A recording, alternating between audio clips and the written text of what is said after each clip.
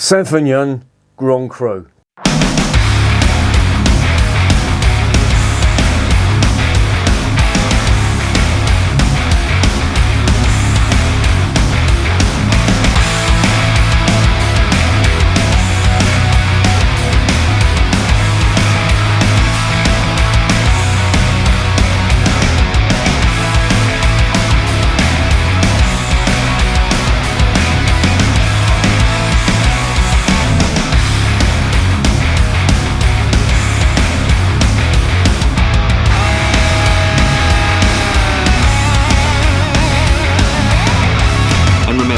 Life is too short to be drinking shitty beer.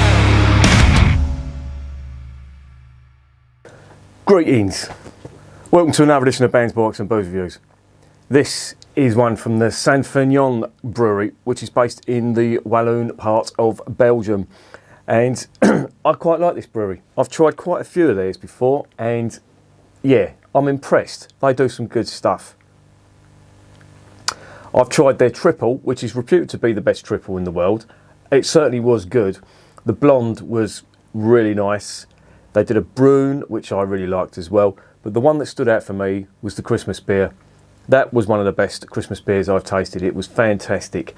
And I was reading recently that makes up 8% of their output. So that's how popular their Christmas beer is, which is, it's no mean feat, to be honest, because there are a lot of Belgian beers around at Christmas that are especially brewed for Christmas. And the competition is stiff, to say the least. And that was probably one of the best I've tried, along with the St Bernardus. That was really good as well. And there was a couple of others as well, whose name escapes me. Embarrassing. This is what happens when you get old. But yeah, it was up there with the best of them, put it that way. So I quite like what this lot do. And I picked up this Grand Cru, which wasn't cheap. This was nearly £5 a bottle. So I'm hoping to be impressed. Now, it's got dry hopping on the front of that written, which that could, it doesn't mean anything to me. But what I did notice about this beer, it's won quite a lot of awards. 9, I think, varying from gold and silver. No bronzes that I can remember. There could well be one, but I've noticed that they've got 9 awards, and these are like World Beer Awards. They're not some 2-bob award that you pay for and you can stick it on the side of the bottle. Oh no. They've been going since 1873, so you'd think that they know what they're doing. And I've got a few reviews of these beers up on the channel. If you want to look, I go into the history more of the brewery on them other ones, so I'm not really going to go into it here. Needless to say, they were formed in 1873 in the Leroux part of Belgium, and they're still there, producing beer like this. So let's stop gassing and let's investigate what this beer is.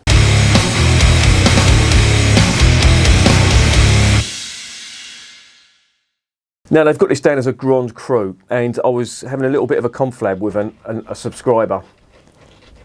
That'll be a cat trying to get in, honestly. I was having a little bit of a conflab with a subscriber about what the meaning of Grand Cru. So I couldn't get a definitive answer, so I thought I'm going to make it my mission to find out what it means.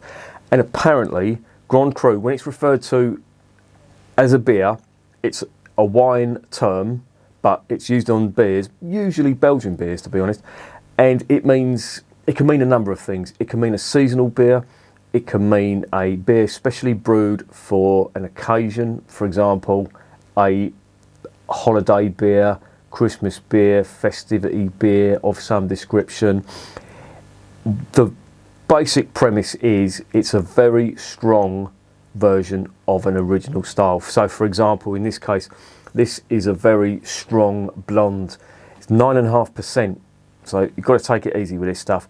But it's unique in that it's imitating a blonde, a Belgian blonde, but they haven't put any spices in there. So a Grand Cru can also mean a specialty beer, which this is sort of ticking a couple of the boxes, which is fine. I'm glad I found that out now, so it's not so much of a mystery. I thought it was just a throwaway statement that they put on the bottle to signify a bit of a special beer, but it's not. There is actually a definition to it, which is interesting for me anyway. I don't know about everyone else, but let's get back onto it. It's a 330ml bottle, as I just said. It's 9.5%. There is not much else on it that is in English. I had a subscriber having a go at me for having a go at other people who couldn't speak English or didn't write English, and he was saying that I can hardly speak English because I'm a Cockney. Well, the fucking cheek of them. Did they not know we invented the language? Anyway, enough about that before I get myself in even more problems. Yeah, there's no spices in it, so this is going to be an interesting one. I did try one last night. It was the Taras Bulba, and that was from the De La Seine Brewery, and that had a bit of a twist on it. It was brewed with what tasted like lager yeast, and I don't know whether it was bottom fermented or top fermented, but it tasted like a very full-bodied Belgian style lager, cloudy Belgian style lager, but it looked like a blonde, so that was interesting. So I'm going to try this and I'll give you my honest opinion and tell you what it's like. I'm assuming it's going to be good because it's from Saint-Feuillien, and I've not had a bad one from them yet. So let's get it open and let's see what's going on.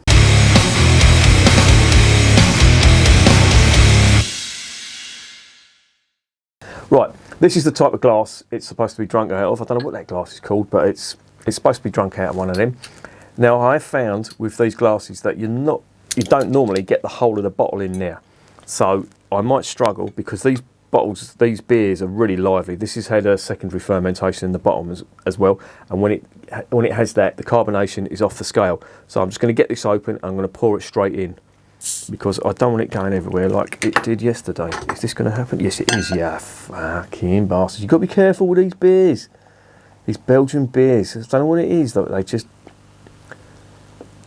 want to jump out of the bottle. Cool, I can really smell the hops on that. Really can. It's quite fragrant too. There is the faintest hint of clove and banana. Now, I thought there weren't going to be any spices in it, but I can detect some clove already. It's subtle, I will say that, but I can get it in there. But there's quite a lot of hop aroma to it too, and I don't mean American style hop. It's like a noble type hop. Very grassy, herbal, even though there's no herbs. Light type, subtle aroma. I'm definitely getting a little bit of spice, but I'm assuming because they haven't added any spice that all that spice that's in there is coming from the hops, and it's been dry hopped as well, so that would make sense. If you're not sure what dry hopping is basically where you get the hops or the hop leaves or the whole hops even, and you throw them in after the boil.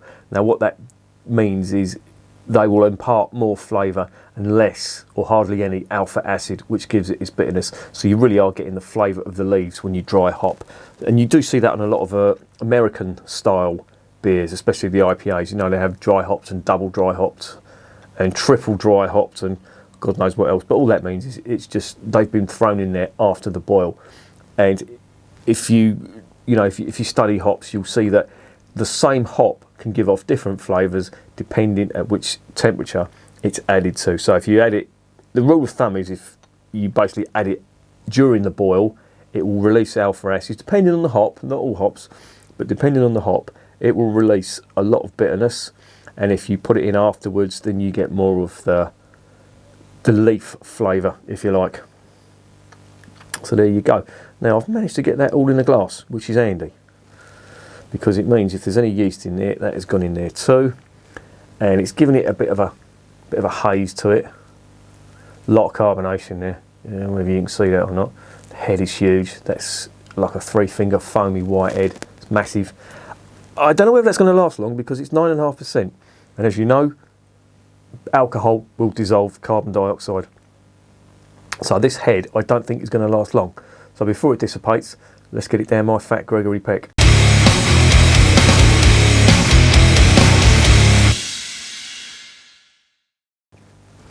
Bottoms up.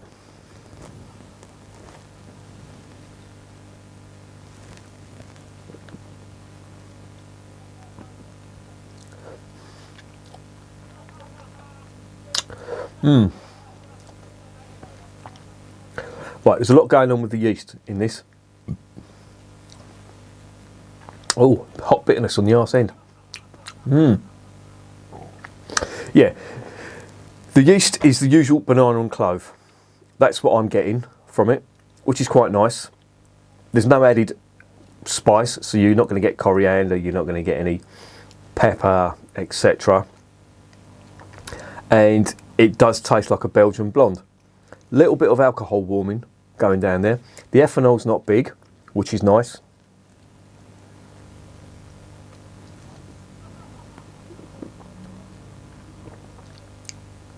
Quite sweet as well. So there's bound to be cane sugar or beet sugar in there, one of the two.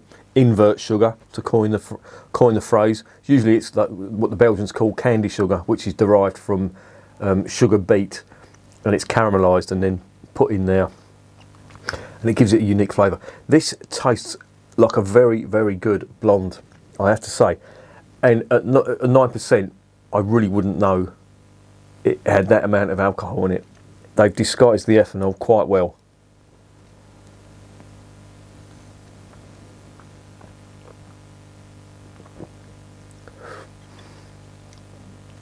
Really well, in fact. There is a sweetness to it, a sugar sweetness, which is quite prominent, but you do get quite a lot of hot bitterness on the back end, like a spicy bitterness. Not much earth, it's more spice, like black pepper. You know, you get that bitterness from the certain hops, especially the noble hops, the black pepper bitterness. I'm sort of getting that on the finish. But I'm liking it. The reason I'm liking it is, as I say, you're not getting huge amounts of ethanol.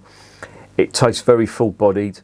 It's like a really top-class Belgian blonde. That's what it reminds me of. And of course, that's the style it's trying to imitate. And because it's a Grand Cru, it's going to be higher ABV, which it is. It's 9.5%. And it's nice. It's definitely one for savouring, though. You cannot neck this. Even as tempting as it is, I mean, it goes down really nicely. That head has lasted well. Usually, you know, quadruples or certainly triples that are less than the 9.5 that this is, they would have dissipated a long time ago. But this seems to be holding up quite well.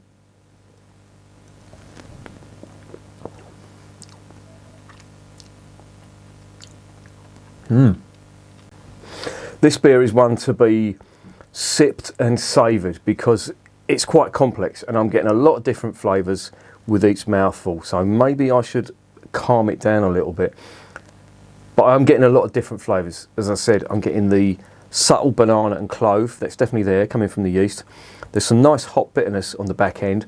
Fair bit of sweetness that's coming through from the candy sugar. Not much ethanol to speak of, which is nice. Very full-bodied. Mouthfeel is good. Head retention, considering the ABV, that is really good.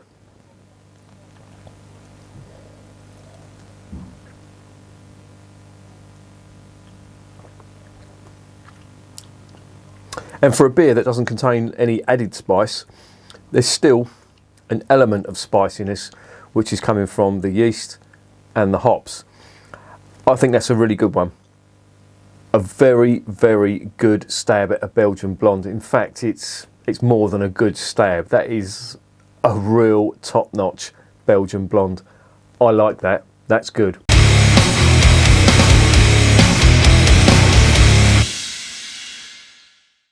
So what's the verdict on Feuillien Grand Cru? Yeah, I like it. Very complex. Very, how can I put it? Very good at imitating a Belgian blonde, but with added complexities with every mouthful. That's what I would get from this beer. Now, what I like about this is the ethanol doesn't come through, and at 9.5%, that you really have a job on your hands to disguise that. Feuillien have done that admirably well, and I like that for that fact. Now, don't get me wrong, I quite like the taste of ethanol on a beer, especially a Belgian beer. I think it adds to the flavour, and it's one of the characteristics of a Belgian beer, especially, you know, when you start getting into double, triple and quadruple territory. You should expect some ethanol on there.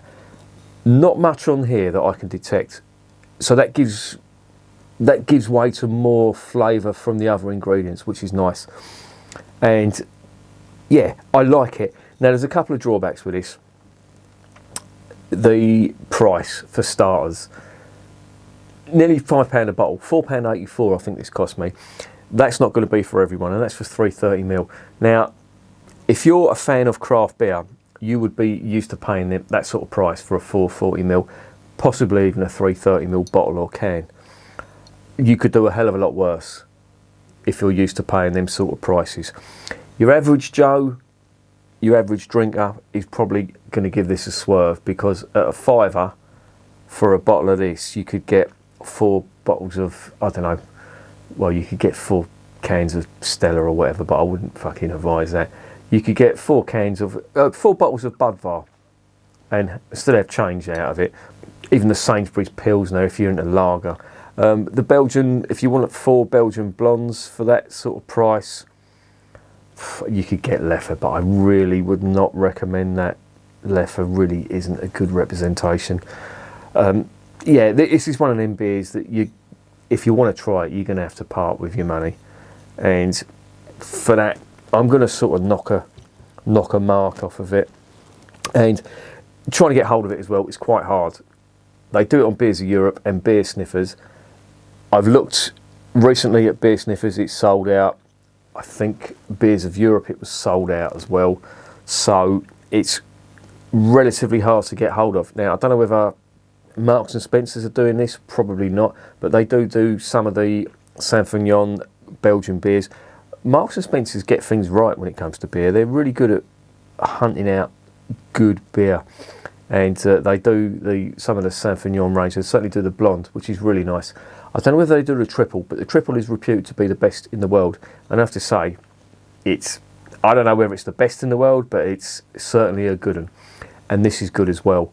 And that's the reason I'm going to give it an 8 out of 10. I'm definitely going to recommend this, but with the caveat that you're going to have to spend a lot of money. If this was a bit cheaper, this would have been a 10, because it's a really good Belgian blonde style beer, but with the added complexity of the flavour and of course the higher ABV. But asking someone to fork out £5, almost £5 for 330ml, that's a bit of an ask. You know, some people have not got that sort of money to spend on a beer, which I totally get. To be honest, I haven't really. I've got other priorities to spend that sort of money. I bought this just to review it, despite what people might say in the comments. I'm not sponsored by anyone. Nobody gives me free beer. Every single beer, or 99.9% of all the beer on this channel, has been bought out of my own pocket. Nobody gives me money. That's why you're going to get 100% independent reviews. I'm not looking to be nice to any brewer. If your beer's shit, you're going to know about it. I will tell you. And if your beer's good, I'll tell you about it as well. I'm not trying to make a living out of this channel. You know, I wouldn't want to make a fucking living out of this channel, because you'd have to try everything. And, you know, when you try the best stuff, I normally try to buy the best stuff. That's why you might say, oh, he doesn't know what he's talking about because his marks are always high. They're not always high. I tend to seek out beers that I think are good. And occasionally I will come a cropper and dig out a right shit one. Or I will purposely review a shit beer just to, you know, some people like to hear me ranting and raving. I don't know why. My missus is fucking sick of it. Anyway, let's reverse out of this cul-de-sac. That's going to get an 8 out of 10. That's recommended if you want to pay a £5 for a 330ml beer. To be honest, if you've got that sort of money and you're buying craft beer, I'd recommend you try this. This is a really good one. And yeah, not bad at all. And remember, beer is working class champagne.